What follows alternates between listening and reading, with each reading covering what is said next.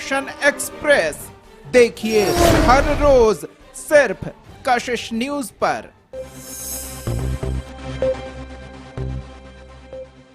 झारखंड में चुनावी बिगुल बज चुका है। पहले चरण के चुनाव 13 नवंबर को होने हैं और कुछ ही घंटे बाकी रह गए हैं। हमारे साथ झारखंड जब बटा था और बना था तो प्रथम मुख्यमंत्री का होने का गौरव बाबूलाल मरांडी जी को मिला था। उस समय झारखंड बहुत अस्त व्यस्त था। उन्होंने ऐसे ऐसे काम किए, सड़क कहा जाता था कि सड़क का जाल अगर झारखंड में बिछा है तो बाबूलाल मरांडी ने और भी बहुत सारे काम किए हैं। हालांकि काम इन्होंने किए, कुछ ऐसी बात हुई जिसके चलते इनको खामियाजा भी भुगतना पड़ा। हमारे साथ हैं, आपसे एक पहला सवाल है कि आपको प्रथम मुख्यमंत्री होने का गौरव प्राप्त है। आपने ऐसे ऐसे काम किए, बीच के दिनों में बहुत सारी पार्टियां सत्ता में आई, भाजपा के सहयोग से, भाजपा के विरोध से। अब क्या लगता है कि इस बार अगर भाजपा नीति सरकार बनती है तो कौन से काम जो आपने छोड़े थे वो नहीं पूरे हुए, या फिर और क्या आपने सोच रखा है झारखंड के लिए? अभी तो हालांकि समय के गर्भ में है कि सीएम कौन बनेगा, लेकिन आपको जनता सीएम के रूप में एक बार फिर देखना चाहती है। देखिए, पहले तो मेरा सौभाग्य है कि हम राज्य बनते ही हम इस राज्य के मुख्यमंत्री बने, और राज्य के मुख्यमंत्री बने तो हमने ईमानदारी से, प्रामाणिकता से इस राज्य के विकास के लिए हमने काम किया। इससे अभी भी झारखंड की जनता हमें याद करती है काम को लेकर के। आज मैं ये मानता हूं कि जब बीजेपी के नेतृत्व में सरकार बनेगी तो मुख्य समस्याएं क्या है कि बेरोजगारी की। तो बेरोजगारी को हमें दूर करना, तो रोजगार के अवसर को हमें सृजित करना। तो जब मैं रोजगार के अवसर की जब मैं बात करता हूं तो मेरे जैसे व्यक्ति सीधा सीधा सोचता है कि पहले तो कानून व्यवस्था उसके लिए ठीक हो, नहीं इस प्रकार की इन्वायरमेंट बने। फिर रोजगार के लिए जो जरूरी है, कोई भी उद्योग धंधे लगते हैं तो उसके लिए क्या क्या जरूरी है? बिजली होना चाहिए, पानी होना चाहिए, शिक्षा होना चाहिए, स्वास्थ्य होना चाहिए, सुविधा होना चाहिए, सड़क होना चाहिए, और फिर यानी आवागमन की जिसको कहते हैं ये जो सुविधाएं होनी चाहिए। अगर ये सारी चीजें ठीक ठाक हो जाए तो आप देखेंगे उद्योग धंधे खुद ब खुद आने लग जाएंगे, रोजगार के अवसर खुद ब खुद सृजित होंगे। तो ये सीधा सीधा है। और इसलिए आज अगर आप देखें कि पिछले दफे जब देश में मोदी जी के नेतृत्व में सरकार रही, अभी भी है तीसरा टर्म सरकार, तो पिछले झारखंड में भी सरकार थी, तो देवघर जैसे जगह में हवाई अड्डा भी बन गया, एम्स भी बन गया, झारखंड में 3 नए मेडिकल कॉलेज स्टेट का भी बन गया, 2 नए मेडिकल कॉलेज ऑनलाइन पर है, काम चल रहा है, पूरा भी नहीं हुआ है। फिर सड़क भी, काफी सड़कों का भी जाल बिछाया जा रहा है, नेशनल हाईवे भी झारखंड के रास्ते से कई हो जा रहे हैं जो अभी बनाए जा रहे हैं, और ट्रेनें की सुविधा भी बढ़ाई जा रही है। तो हमने कहा कि अगर ये सारी चीजें हो जाएगी तो फिर उद्योग धंधे में कोई दिक्कतें नहीं होगी, लोग कहीं दूर से भी लोग आ सकते हैं आसानी से, और जब उद्योग धंधे यहां लगेंगे तो रोजगार के अवसर सृजित होंगे, तो बेरोजगारी दूर होगी। लोग आज प्लान कर रहे हैं, वो प्लान भी रुक जाएगी। तो इसलिए मैं लोगों से कहता हूं कि बहुत लंबी चौड़ी कुछ नहीं करना यार, कानून व्यवस्था को ठीक करो, आधारभूत जो ढांचा है, इंफ्रास्ट्रक्चर है, उसको ठीक करना। इतना अगर हम ठीक करेंगे, राज्य और केंद्र सरकार दोनों मिल करके, तो फिर मैं कह सकता हूं कि फिर कोई दिक्कतें नहीं रहेगी। नहीं, ये तो है कि दिक्कत नहीं रहेगी। रोजगार की आपने बात की, थोड़ा सा हम लोग बात कर लेते हैं कि आप चूंकि चुनाव भी लड़ रहे हैं, धनवार से आप इस बार चुनाव लड़ रहे हैं, क्या चुनौती देख रहे हैं वहां, और क्या आपने धनवार के लिए सोच रखा है? स्पेशली आप वहां के कैंडिडेट हैं और विनिंग कैंडिडेट माने जा रहे हैं, लेकिन कुछ लोग ऐसे खड़े हो गए हैं जो थोड़ा डैमेज भी कर रहे हैं। देखिए, चुनाव में, हर चुनाव में कोई ना कोई खड़े होते ही हैं। कोई ऐसा तो नहीं है कि हम अकेले ही चुनाव लड़ रहे हैं। अकेले होते तो लड़ना ही नहीं पड़ता, तो कई लोग लड़ेंगे, तो लड़ते रहते हैं। उससे कोई खास बातें नहीं होती है कि हर पार्टी या हर व्यक्ति अपने कुछ कार्यक्रमों को लेकर के, मुद्दों को लेकर के जनता के बीच आती है। तय तो जनता को करना होता है, मालिक जनता होती है। और मैं कह सकता हूं कि जैसे पिछले बार हम जितने वोटों से जीते हैं उससे कहीं इस बार हम अधिक वोटों से जीतेंगे। ये वहां की जनता का पुकार है। और जहां तक काम के सवाल आपने कहा कि मैंने जितनी बातें बताई तो वो सारे काम को उस क्षेत्र से किया जाएगा। और आने वाला कल जब झारखंड में बीजेपी के नेतृत्व में सरकार बनेगी तो ये जो गिरिडीह का जिला है, कोडरमा का जिला है, हजारीबाग का जिला है, धनबाद, बोकारो, ये जो सिविल जिला है क्षेत्रों, तो आप देखेंगे वहां डेवलपमेंट तेजी से होगा।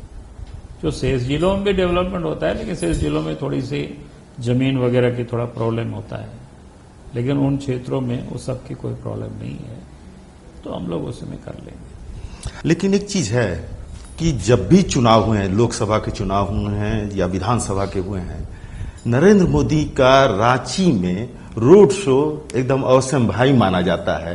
क्यों आप लोग रोड शो को ज्यादा तवज्जो देते हैं रांची शहर के लिए? नहीं, उसका कारण इतना ही होता है क्योंकि एक होता है तो सभा करना, तो लगता है कि सभा तो हर जगह हम करते ही हैं, तो राज्य की राजधानी है जहां कुछ नया करना चाहिए, रोड शो करना चाहिए, और उसके पीछे कोई कारण नहीं, क्योंकि बड़ा शहर है यहाँ पर ना। और ग्रामीण क्षेत्रों में जो भी डिस्ट्रिक्ट हेडक्वार्टर में तो छोटा छोटा जगह है, वहां तो इतना बड़ा बड़ा रोड शो हो नहीं सकता। शुभ भी माना जाता है जब वो रोड शो किए हैं रांची में, रांची से कभी निराशा नहीं भाजपा को? बिल्कुल निराशा नहीं होंगे। और रांची से नहीं, मैं तो कहूंगा झारखंड से भी इसके प्रधानमंत्री इस बार निराश नहीं होंगे। एक आरोप लग रहा है कि जेएमएम हो या विपक्षी दल हो कि अब जो केंद्रीय एजेंसियां हैं वो एक्टिव हो गई हैं, और ऐसी एक्टिव हुई हैं कि पिछले 25 दिन में आज 4 रेड पड़ रहे हैं। आज तो कल से सुनील श्रीवास्तव जो हैं हेमंत सोरेन के मुख्य सचिव, उनके आवास पे पड़ा, तो वो लोग कह रहे हैं कि अब इनको जीत जनता तो दे नहीं रही है, तो केंद्रीय एजेंसियों के तहत ही जीत को ये लोग प्रभावित करना चाह रहे हैं। नहीं, मैं तो दूसरे कहता हूं, आज वो परेशान हो गया। परेशान इसलिए हो गए हैं क्योंकि लोगों ने गड़बड़ कर रखा है। भाई आपने देखा पिछले दिनों एक मंत्री के, आप तो सचिव के नौकर के घर से 30-35 करोड़ रुपया का पहाड़ मिल जाता है नोटों का। क्या बताता है? भाई आपने लूटा है तो हर एजेंसी तो अपना काम करेगी। आप चुनाव जितना करीब आ रहा है, आप भी कितना तेजी से घूम रहे हैं। अगर आज कहीं कोई चोरी होगी, कहीं डकैती होगी, तो पुलिस क्या कहेगा? अभी चुनाव हो रहा है साहब, अभी तो नहीं करना है, चुनाव के बाद देखेंगे। तो पब्लिक मानेगी क्या? भाई इनकम टैक्स का काम है, जहां उनको पता चलता है कि भाई यहां गड़बड़ हो रही है, जहां बेनामी संपत्ति अर्जित किए जा रहे हैं, ईडी को वहां पता चलता है, सीबीआई के पास जो केस जहां लॉज है, तो करेगी अपना काम। अब चुनाव महीना दिन हो गए तो महीना दिन थोड़ी एजेंसी रुके रहेगी। तो ये तो बिल्कुल ऐसे ही कहना कि बचकाना जिसको बोल सकते हो, ये क्यों नहीं बोलता है कि हम लोगों ने कोई गलत नहीं किया है? गड़बड़ों कर रहे हैं, झारखंड को लूटा है इन्होंने, पैसा उन्होंने इकट्ठा किया है, आज वो पकड़ में आ रहे हैं, आज उनके यहाँ छापामारी हो रहा है तो कह रहा है कि भाई आपको तंग किया जा रहा है। अपने दरवाजा खोल देना, क्या दिक्कत है? हम तो कहते हैं हमारा दरवाजा खुला है, जाकर के देखो यार, कोई क्या दिक्कत है? एक स्टिंग ऑपरेशन आया है सौर ऊर्जा प्लांट का, उसमें 5-5 लोग जो विधायक हैं, मंत्री भी हैं, रहे हैं, उन लोगों ने सौदा किया है बजाते प्लांट अपने अपने क्षेत्रों में लगवाने का। कोई 15,000, कोई 18,000, कोई 35,000, कोई करोड़, कोई 1 करोड़, ऐसे करके सौदा किया है लोग। तो क्या कहेंगे ये स्टिंग? हालांकि हम कशिश न्यूज इस स्टिंग की पुष्टि नहीं करता है, लेकिन ये जो आया है इसके पीछे क्या है? आज ही मैंने सोशल मीडिया में देखा अपना, तो देख करके मुझे बड़ा आश्चर्य लगा कि अफसोस हुआ। और स्टिंग तो छोटा सा है, उनके मंत्री या उनके विधायक या मुख्यमंत्री खुद यही धंधा ही करते रहे। भाई सत्ता और सरकार तो उन लोगों के लिए पैसा कमाने का ही वो एक जरिया बन गया है उन लोगों का, वो तो एकदम स्पष्ट हो गया। हमने भी सुना है भाई, जिस प्रकार से कोई स्टिंग कर रहा है, बात कर रहा है, उनको तो भगा देना चाहिए था।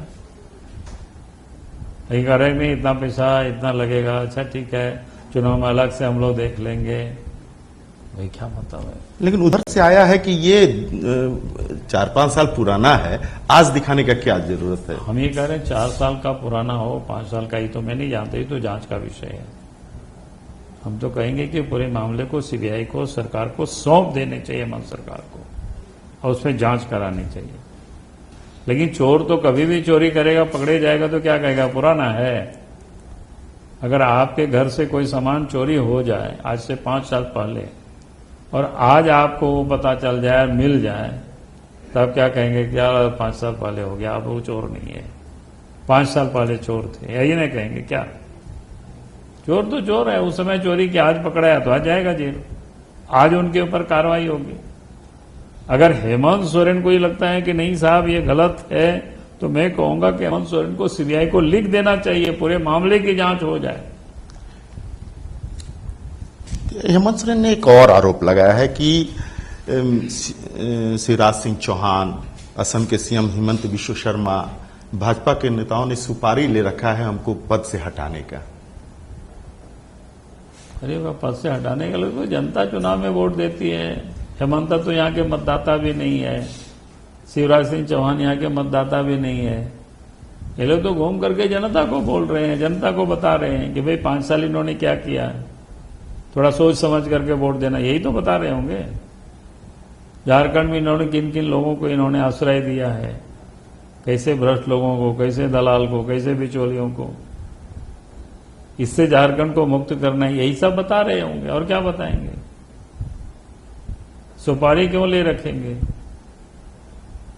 ये सुपारी वाला धंधा तो ये जेएमएम वाले करते होंगे, बीजेपी ये सब नहीं करती है। वो कह रहे हैं कि जिनके घर शीशे के हों वो दूसरे के मकान पर पत्थर नहीं अरे यार तो उनको पत्थर फेंके ना, ये भी कहां कौन रोका है इनको? 5 साल से तो सरकार में है। अच्छा, एक चीज लास्ट है, हम लोग का अंतिम स्टेज में हम लोग पहुंच चुके हैं, क्या हम अगले सीएम से बात कर रहे हैं? नहीं, मैंने कहा कि मैं कभी भी सीएम के कैंडिडेट नहीं रहा हूं, और आज तक मैंने अपने लिए ना लोकसभा का टिकट मांगा, ना विधानसभा का टिकट मांगा, ना मंत्री बनने के लिए मैंने कभी जिंदगी में पैरवी किया, ना मुख्यमंत्री बनने के लिए। पार्टी ने या कार्यकर्ता ने हमें उस योग बनाया तो जिम्मेवारी दिया तो मैंने काम किया ईमानदारी से। जिम्मेवारी मिलेगी तो फिर से संभालेंगे, झारखंड को नहीं, संवारेंगे। भाई जब पार्टी जिस समय तय करेगी, क्या तय करेगी, उस समय देखेंगे, इस समय उसका कोई मतलब नहीं है। अभी क्या एस्पेक्ट करते हैं कि जैसे लोकसभा चुनाव के दरमियान आप 51 सीटों पर लीड किए थे, ये जानकारी है, उसको आप लोग ऊपर करने की स्थिति में है कि ज्यादा से ज्यादा, और तो कितने गेन करने की स्थिति में है? मैंने उसको गिना नहीं, लेकिन मैंने इतना लोगों को जरूर कहा है, आज भी मैं कह रहा हूं, आप सबको भी मैं कह रहा हूं, लोकसभा चुनाव में 51 सीटों पर एनडीए गठबंधन ने लीड की थी। हमारी तैयारी है 51+ सीट जीतने की और झारखंड में एनडीए गठबंधन की सरकार बनाने की। तो ये हमारे साथ थे बाबूलाल मरांडी जी, जिन्होंने स्पष्ट रूप से कहा कि झारखंड में 51+ एनडीए की सरकार बनेगी और मजबूती के साथ बनेगी। जब हमने सवाल किया कि क्या हम अगले सीएम से बात कर रहे हैं, तो इन्होंने सारी बातें, सारी गेंद पार्टी के पाले में डाल दिया और बहुत बखूबी से अपने नेतृत्व, अपने क्षमता का उजागर किया। कैमरामैन राजेश के साथ राजीव रंजन, कशिश न्यूज, रांची।